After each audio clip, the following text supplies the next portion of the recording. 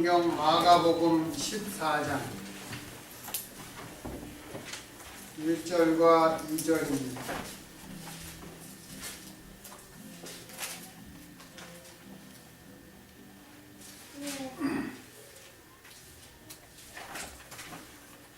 신약성경 79페이지 마가복음 14장 1절과 2절 다같이 읽겠습니다.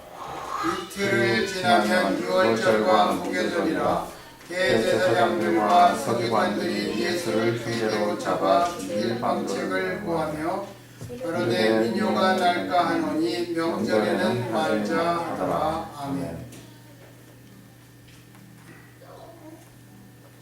오늘 본문은 예수님 지상 생애의 마지막이 십자가라는 것이 드러나기 시작하는 부분입니다.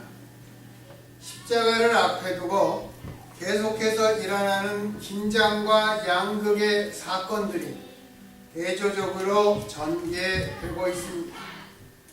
그런데 불행하게도 이 시작은 유대의 종교적 지도자들인 대제사장과 서기관들의 음모로 시작되었습니다. 자기 땅, 자기 백성, 구원하기 위해서 오신 성자 하나님께서 다른 누구도 아닌 바로 당신이 택하신 자기 백성, 그 중에서도 하나님을 믿는 열심히 지나쳤던 특별했던 종교 지도자들에 의해서 죽음을 당하신 것입니다. 예수님께서는 참으로 선하신 하나님의 구원과 자유와 해방을 위해 이 땅에 오셨는데 선택받은 인간들은 기득권을 지키기 위해서 음모를 꾸민 것입니다.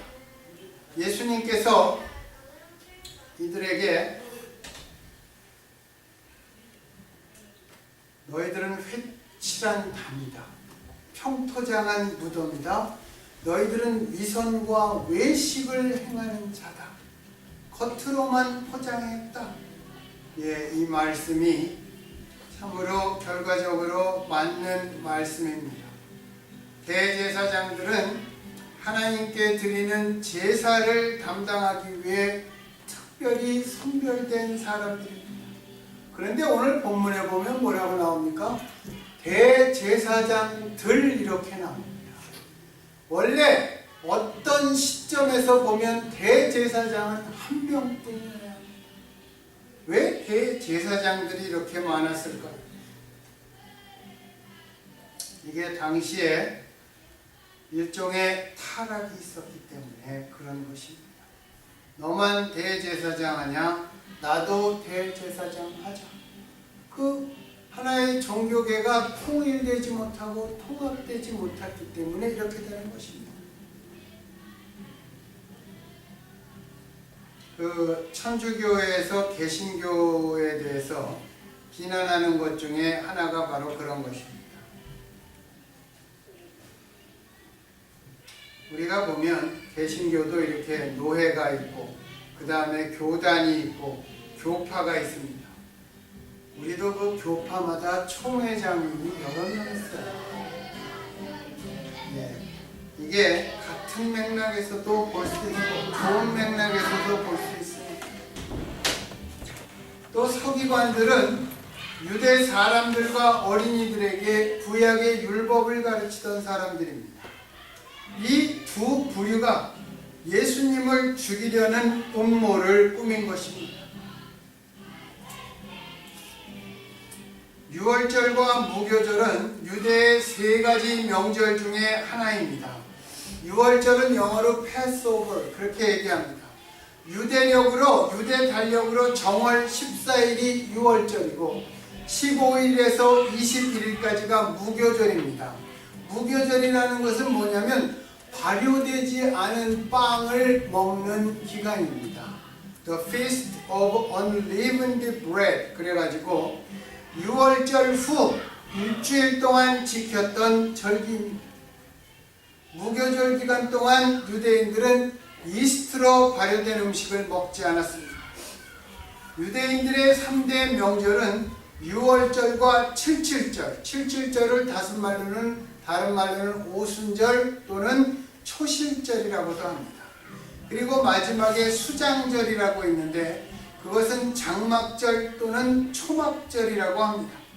이 세 명절에 예루살렘 주변 24km 이내에 거주하는 모든 유대 성인 남자는 한 사람도 빠짐없이 제물을 갖고 예루살렘 성전에 와서 하나님께 제사를 드려야 했습니다. 그런데 그것보다 훨씬 더 먼 곳에서도 왔습니다. 지중해 연안에서 온 것입니다. 여러분, 본문의 유월절은 두 가지 의미를 가지고 있습니다. 첫 번째가 역사적 의미입니다. 이스라엘 자손이 이집트에서 노예 상태로 지내다가 해방된 것을 기념하는 절기입니다. 요셉이 먼저 종으로 팔려갔는데 거기에서 총리로 있을 때 요셉의 아버지 야곱과 함께 야곱의 권속 70명이 이집트로 내려갔습니다. 그리고 430년의 세월이 지나는 동안 그들은 정말 많이 생육이 중다하고 번성했다. 성경은 그렇게 말합니다. 아이들을 많이 낳았다는 것이죠. 건강하게 살았다는 것입니다. 그래서 이들의 인구가 많게 되니까 이집트 왕 파라오는 위협을 느껴서 이 히브리 사람들을 노예로 삼고 핍박하였습니다. 정말 오랜 기간 후에 하나님께서 아브라함과 맺으신 언약을 기억하셔서 모세를 통해서 당신의 백성을 가나안 땅, 젖과 꿀이 흐르는 약속의 땅으로 인도하십니다. 홍해를 가르는 기적을 통해서 인도하시는데 하나님께서 9번에 걸쳐 재앙을 내려도 이집트 왕 파라오가 이스라엘을 보내지 않자 10번째 재앙인 이집트 사람과 짐승의 모든 첫 아들과 첫 새끼를 죽이십니다. 그런데 그 날밤 고센 땅에 살던 이집트 사람들은 어린 양을 잡아서 그 피를 이렇게 문설주에 발랐습니다. 문설주에 피가 발라져 있는 데는 하나님의 사자가 와서 들어가지를 않고 그냥 넘어갔습니다. 이렇게 넘어가는 걸 뭐라 그러죠? 오버패스라고 그러죠? 오버패스. 그래서 영어로 6월절을 패스오버라고 하는 것입니다. 하나님의 사자가 멸망시키러 왔다가 피가 발라져 있으면 그냥 넘어갔다. 그 오버패스입니다. 그리고 히브리 사람들은 가나안으로의 길을 떠나기 전에 허리에 띠를 띠고 한 손에 지팡이를 잡고 불에 구운 어린 양을 급히 서서 먹었습니다. 그리고 그들은 그날 밤 이집트를 떠났습니다. 그리고 홍해를 향해서 나아갔습니다. 6월절이 가지고 있는 세 가지 의미는 어린 양의 피를 바른 집은 하나님의 사자가 넘어갔다, 그런 것입니다. 그게 패스오버입니다. 두 번째가 노예로부터 해방되었다. 그게 성경의 두 번째 책 출애굽입니다. 그리고 세 번째, 불에 구운 어린 양을 허리띠를 띠고 지팡이를 잡고 서서 급히 먹는 식사. 이 세 가지가 6월절. 에집트의 노예로 그 요셉 총리 시절서부터 따져서 430년 동안 그들이 대우받고 살았던 것은 파라오가 요셉을 기억할 때까지였습니다. 그 다음에는 그들은 종과 노예로 살았습니다. 수백 년 동안 이 이스라엘 사람들이 고통 속에서 하나님께 부르짖는 신앙을 가졌던 것입니다. 그들이 처음에 애굽에 내려갔을 때 그들이 하나님 앞에 기도드렸다. 그런 얘기가 성경에 없습니다. 고통이 오자 하나님 앞에 부르짖었습니다. 고통 속에서 성장하는 신앙을 그들은 가졌던 것입니다. 그리고 어린 양, 1년 된 어린 양을 잡았다. 피를 발랐다. 그건 예수님을 상징하는 것입니다. 예수님께서 어린 양, 세례 요한이 뭐라 그랬습니까? 세상 죄를 지고 가는 하나님의 어린 양이다. 그렇게 말씀했습니다. 그리고 참 중요한 거 있습니다. 하나님의 백성이 이집트에서 400년 이상을 지나면서도 그들은 하나님을 모르는 이집트 사람들과 동화되지 않았습니다. 혼합되지 않았습니다. 그 정체성을 잃지 않았습니다. 이것이 오늘날 이 세상에서 우리들의 삶과 우리들의 신앙 속에 나타나야 하는 것입니다. 세상 방식에 혼합되지 않고 세상 방식에 동화되지 않고 우리가 오직 주님 그 말씀과 가르침 그것이 정신과 행함으로 우리가 그렇게 살아가야 되는 것입니다. 우리가 과연 그렇습니까? 우리가 그렇게 자신 있습니까? 우리도 정말 제사장이나 서기관들처럼 우리도 겉으로만 그런 척할 때가 많지 않습니다. 우리가 진정 추구하는 것이 무엇입니까? 우리가 유대인들을 예수님을 죽인 사람들이라고 욕을 하기도 하지만 또 다른 한편으로는 하나님 앞에 하나님을 믿는 신앙으로 말미암아 그들이 변질되지 않은 것 그것을 우리가 배워야 합니다. 하나님께서 믿음의 조상 욥에게 뭐라고 그랬어요? 그는 정직하고 순전하며 하나님을 경외하고 악에서 떠난 정직하다. upright 그렇게 얘기했습니다. 순전하며 그 말이 가지고 있는 뜻이 무엇입니까? 처음에 가졌던 나의 순수함이 시간과 환경에 따라 변질되지 아니하고 그 온전하게 끝까지 지켰다 그런 뜻입니다. 우리 그리스도인들이 정말 간직해야 될 것이 그런 것입니다. 두 번째 유월절은 농업적인 의미가 있습니다. 유대력은 우리나라 음력보다 한 달 정도, 한 달 이상 늦습니다. 그래서 유대력으로 1월 정월 하면 그것은 양력으로 3월 말이나 4월 초가 됩니다. 그 시기는 유대 지역에 보리 수확할 때라고 합니다. 그래서 6월절에 유대인들은 하나님 앞에 추수한 햇보리 한 단을 흔들면서 요제지요. 요제 흔들면서 지내는 제사가 요제입니다. 그것을 제사를 지냈습니다. 하나님께 제사를 드리기 전에는 시장에서 팔지도 않았고 빵을 만들어 먹지도 않았습니다. 하나님 우선의 신앙이 이들은 정말 이토록 철저했던 것입니다. 6월절이 오기 한 달 전부터 유대인의 회당에서는 6월절의 의미를 가르쳤습니다. 모든 길은 깨끗하게 청소하고 다리 같은 것은 보수했다고 합니다. 모든 가정에서는 집안의 구석구석을 뒤져서 누룩, 이스트는 다 찾아서 버렸다고 합니다. 가능한 한 6월절을 정결하고 깨끗하게 맞이하려고 준비했던 것입니다. 모든 유대인들의 소망은 죽기 전에 예루살렘에서 6월절 음식을 먹어보는 것이었습니다. 그래서 지중해 연안에 흩어져 살던 수많은 유대인들이 걸어서 예루살렘에 모여들었습니다. 그리고 여러분 6월절 기간에 숙박은 무료였습니다. 내 동족, 내 동포, 같은 하나님을 믿는 사람들 우리 같으면 어떻게 할까요? 평소에 한 3배 받을 거예요. 그지? 평소에 3배. 여기 저 PGA 챔피언십 할 때 여기 집 빌려주잖아요. 집 빌려주는데 일주일 빌려주고 보통 한 2만 불 이렇게 받는데요. 물론 이제 그 PGA 참가하는 선수들이 뭐 침대니 이런 거는 다 주문을 한답니다. 이렇게 만들어 달라.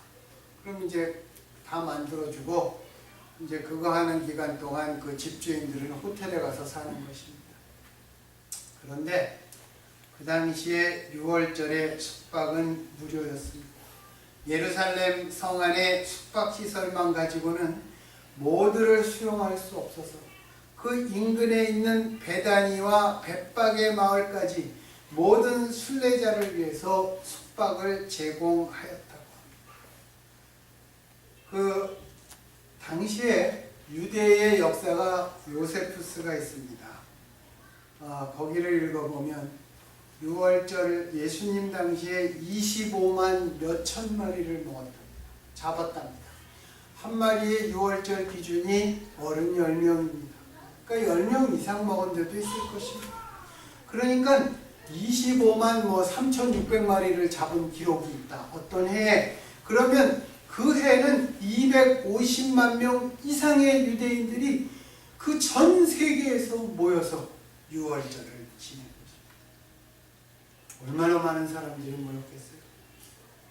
이렇게 사람이 많으니까 또 문제도 많았을 것입니다. 유대 당국자들은, 여기서 유대 당국자라는 것은 대제사장과 유대 공의회, 그 산헤드린이라는 유대 공의회, 유대의 모든 것을 결정하는 그 기구입니다. 그 사람들이 밀란이 날 것 같으니 명절에는 예수를 죽이지 말자, 이렇게 모의한 것이 바로 사람들이 너무나 많으니까 이 사람들이 한 방향으로 확 이렇게 파도나 물결처럼 휩쓸려가면 막을 수가 없으니까. 6월절 기간 동안에 유대 사람들의 감정은 무척 고조되어 있었다고 합니다. 우리말로 뭐라 그래요? 영어로 하이퍼가 됐다, 이렇게 얘기하는 것이죠. 왜 그러냐면 그들은 모두 6월절의 역사적 의미를 알고 있었기 때문입니다. 6월절의 역사적 의미가 무엇이죠? 이집트에서 종살이하다가 해방된 것입니다. 당시에 예루살렘은 어떻게 됐습니까? 거기는 로마의 식민지였습니다. 그러니까 옛 해방에 대한 기억과 그 의미를 가지고 있으면 자칫하면 로마로부터 우리가 해방하자, 우리가 이러한 운동이 생길 수 있기 때문입니다. 6월절에 유대 사람들은 이 시대의 새로운 모세를 원할 수도 있는 것입니다. 물론 예루살렘은 로마의 총독부가 있던 도시는 아닙니다. 로마의 총독은 우리 성경에 가이사라라고 그러는 거기에서 총독 관저가 있고 거기에서 근무를 했습니다. 그러나 로마의 군대는 예루살렘에 파견되어 있었습니다. 무슨 일이 일어날지 아무도 모르기 때문에 유대의 지도자들조차 불필요한 오해와 모험을 피하려고 한 것입니다. 그래서 명절이 지나고 난 후 예수님을 죽이려고 인간적으로는 아주 지혜롭게 모의를 한 것입니다. 유대인의 감정이 고조된 상태에서 예수를 죽이면 그것은 민족 해방을 위한 반란으로 이어질 빌미가 되기 때문입니다. 그래서 그들은 민중들이 모르게 특별한 음모로 이를 꾸몄던 것입니다. 성경에 보면 안나스라는 사람이 한 3명 나오는데 그 중에 이제 오늘 나오는 사람은 대제사장입니다. 예수님 당시에 헤롯 대왕이 죽고 난 다음에 안나스 가문은 로마에 엄청난 뇌물을 주고 대제사장직을 독차지했다고 합니다. 왜 그러냐면 로마는 대제사장의 옷은 1년에 한 번 입습니다. 언제 입죠? 속죄일에만 입습니다. 대제사장이 그 속죄소 안에 들어가서 1년에 한 번 유대력 7월 10일 날 하나님 앞에 정말 지성소에 들어가서 하나님 앞에 이스라엘의 죄를 용서해 주십시오, 그렇게 기도하는 날입니다. 그때 대제사장이 하나님을 만나기 위해서 들어가는 것입니다.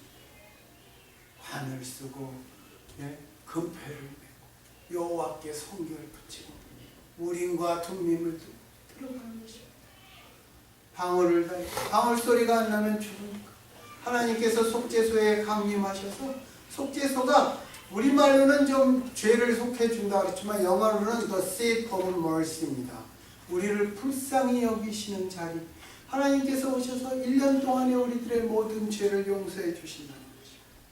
그런데 그 대제사장의 옷을 유대 제사장이 보관하지 못하고 로마 군대가 안토니오 요새에 보관했다가 속죄일 되기 얼마 전에 그 옷을 대제사장에게 주고 너 지금부터 입고 속죄일 지나면 다시 받나. 아주 슬픈 얘기죠. 슬픈 얘기입니다. 그러니까 그 대제사장들은 로마한테 엄청난 뇌물을 줘야 합니다. 그래서 안나스 가문은 뇌물을 주고 대제사장직을 독차지했습니다. 이렇게 타락한 종교 지도자 그룹이 예수님을 십자가에 못 박아 죽은 것입니다. 메시아를 죽인 것입니다. 여러분, 우리나라 교단들 중에서 정말 작년에도 우리가 신문에 크게 났죠. 올해는 뭐라고 나오냐면 이제 목회자들도 수입 세금 내라 그렇게 나옵니다. 왜? 작년에 총회장 선출할 때 금전이 오고 갔다고 양심선언하고 고발과 고소하지 않았습니까? 총회장의 임기는 1년입니다. 보통 아니면 2년입니다. 그렇지만 그렇게 짧은 기간이지만 명예와 권한과 이권은 엄청나기 때문에 그거를 하려고 하는 것입니다. 제가 아는 어떤 그 원로 목사님은 그 서울에서 제법 큰 교회를 하다가 총회장을 나가고 싶은 거예요. 나가고 싶은데 자기 손에 돈이 적으니까 교회에서 퇴직금을 미리 받았습니다. 6억을 받았대요. 그런데 그걸 쓰고 총회장 나와서 떨어졌어요. 참, 내가 그 얘기를 들으면서 내가 목사님 그냥 돈 6억 갖고 노후에 그 돈 갖고 살면서 목사 은퇴하고 난 다음에 정말 자유롭게 남을 도우시면서 사시지. 제가 그랬어요. 자기가 굉장히 어리석었다고. 총회장이 되고 나면 일단 자기네 전 교단에 그 한 가지만 얘기해 주는 거예요. 달력. 새해가 되면 달력하잖아요. 총회장이 결정하는 것입니다. 그런 데서 들어오는 이권, 돈, 권세, 권한 엄청. 그 얘기를 제가 들었어요. 예수님 당시와 별반 다른 것 같지 않아 보입니다. 여러분, 누가 회개해야 됩니까? 우리가 회개해야 돼요. 우리가 회개해야 됩니다. 예수님이 뭐라고 그랬어요? 애통하라고 그랬잖아요. 그런 거 보면 우리는 비방하기는 쉽습니다.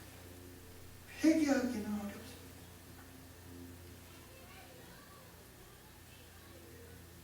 옛날에 아주 총칼로 권력을 잡은 전두환 정권, 그때 그 비서실장으로 들어간 분이 한병춘 씨 맞죠? 독실한 그리스천이죠.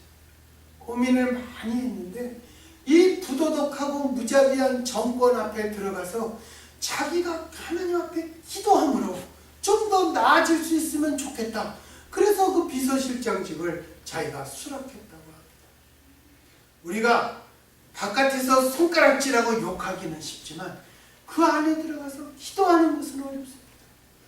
여러분, 이 기독교계가 이렇게 정말 변질되는 거 정말 우리가 애통하고 회개해야 하는 것입니다. 기록에 의하면 안나스가 10년 동안 대제사장을 했습니다. 그리고 그 자리를 자기 아들에게 물려줘서 아들이 2년 했습니다. 그리고 나서 안나스의 사위인 가야바가 20년을 했습니다. 서기 37년까지. 그 기간 동안 예수님이 십자가에 못 박혀 죽었던 것입니다. 안나스 집안은 30년 이상 대제사장을 독점했습니다. 당시 로마는 밀란이나 폭동이 일어나지 않는 한 유대인들에게 자치권을 인정해 주었습니다. 대제사장인 가야바를 수장으로 하는 사내들인 법정도 이스라엘 땅에서 반란이 일어나지 않는 한 자기들이 가지고 있는 자치권을 행사할 수 있었습니다. 만약에 반란이나 폭동이 일어나면 그때는 안토니오 요새 등의 주둔하고 있던 로마 군대가 출동해서 그들이 진압하게 되는 것입니다. 대제사장 가야바는 겉으로는 사내들인 법정의 자치권을 지켜야 한다. 그리고 유대 사람들의 안정을 유지해야 된다. 이것을 위해서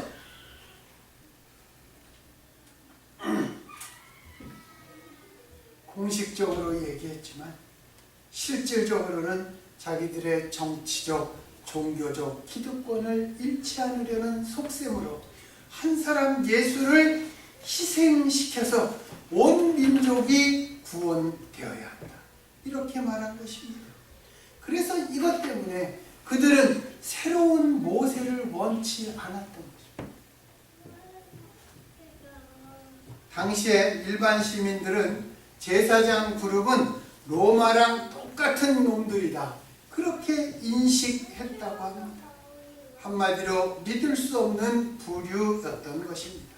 그래서 서기 66년 로마에 대항해서 유대에 반란이 일어났을 때 예루살렘을 점령한 무나엠이 가장 먼저 한 것은 제사장 가문을 학살한 것입니다. 얼마나 믿을 수 없다. 얼마 전에 신문 보니까 대한민국 국민이 가장 안 믿는 게 국회라고 그러더라고요. 제가 이걸 보면서 그 생각을 했습니다. 그런데 겉으로는 얼마나 좋은 말을 많이 했겠어요. 대제사장이 오늘날 목사나 신부들처럼. 속으로는 썩어 비틀어졌다는 것입니다. 예수님의 지상사역은 6월절을 기념하기 위해 땅끝에서 모여든 유대인들로 예루살렘이 꽉 차 있었던 그때 마지막을 향해서 치닫고 있었습니다.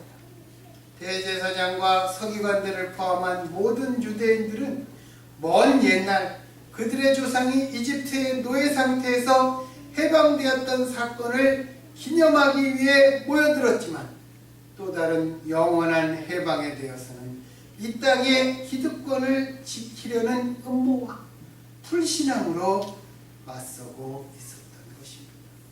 하나님을 가장 잘 믿는 것처럼 보였지만 예수님 앞에 그들의 신앙은 없던 것입니다. 그때 우리를 해방시키기 위해서 오신 예수님은 그들의 방식과는 다른 십자가, 희생과 계속 그 십자가를 향한 마지막 발걸음을 걷고 있었습니다. 여러분, 유대인들이 메시아를 수천 년 동안 기다렸지만 메시아가 이렇게 출현한 것에 대해서 그들은 인정하지 않았고 그들은 막연하게만 생각하고 있었습니다.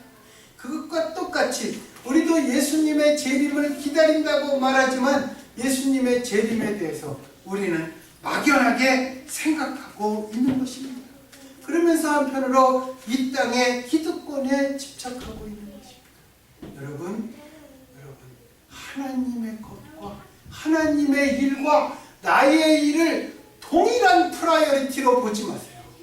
하나님의 프라이어리티가 훨씬 높은 것입니다. 하나님과 관계된 직접적인 일이 훨씬 프라이어리티가 높은 것입니다. 그것을 가볍게 여기니까 내일이 더 소중하게 되는 것입니다. 그것은 벌써 2000년 전에 대제사장들, 서기관들, 이제 그것이 한 걸음 더 나가면 어떻게 됩니까? 예수를 배척하고 예수를 죽이는 그러한 길로 나아가는 것입니다.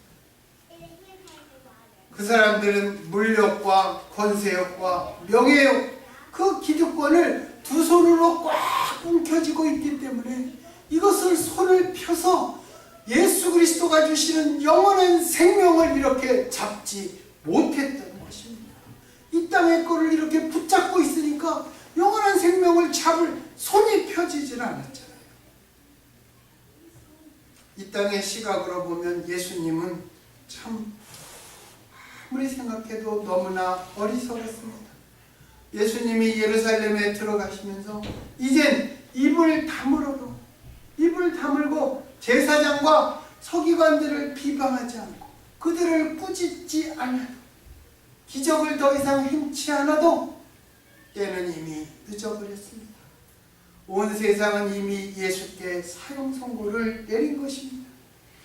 여러분, 그때나 지금이나 세상은 이런 예수를 용납하지 못합니다. 이런 예수를 용납할 수 없습니다. 예수님의 목은 오직 어리석은 십자가, 그것밖에 없었습니다. 이 시대에 예수님이 오신다 해도 예수님의 목은 십자가밖에 없을 것입니다. 우리 자신을 보면 정말 그렇게밖에 보이지 않습니다. 그리스도의 십자가는 역사적인 사건입니다. 그러나 십자가는 언제나 동시에 현재적인 사건이기도 합니다. 왜냐하면 예수님께서 인류 역사의 시작부터 마침에 이르기까지 모든 인간을 위해서 당신을 희생하셨기 때문입니다. 구원을 받아야 될 영혼이 단 하나라도 남아있는 한 그리스도의 순환과 죽으심은 항상 현재적으로 다가오는 것입니다. 그러나 예수님의 십자가는 여러분 정확히 말하면 누구의 십자가입니까? 예수님의 십자가는 바로 나의 십자가입니다. 나의 십자가예요. 그게 예수님의 십자가가 아닙니다. 예수님이 내 십자가를 정말 지시려고 이 땅에 오셔서 허리를 굽혀 몸을 낮추시고 그것을 들고 한 걸음 한 걸음 지고 가시려고 이제는 더 이상 돌이킬 수 없는 마지막의 길에 자신의 발걸음을 들여놓으신 것이 바로 이 종려주일의 의미입니다. 이 어리석은 십자가의 길, 이 고난의 길, 그러나 동시에 생명의 길을 주 예수를 따라서 우리도 같이 가야 되지 않겠습니까? 누구를 따라가겠습니까? 여러분 누구를 따라가겠어요?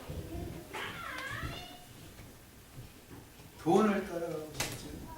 지위를 따라가겠죠. 그러나 누구를 따라가야겠어요? 예수님이 뭐라고 그랬어요? 누구든지 나를 따라오려거든 자기를 부인하 자기 십자가를 지고 나를 쫓을 것이다. 여러분 어떻게 하면 주 예수를 잘 따라갈까? 그것을 고민하는 이 시대의 그리스도인들이 되기를 정말 나의 십자가를 지고 가신 예수님 이름으로 간절히 축원합니다. 기도하겠습니다.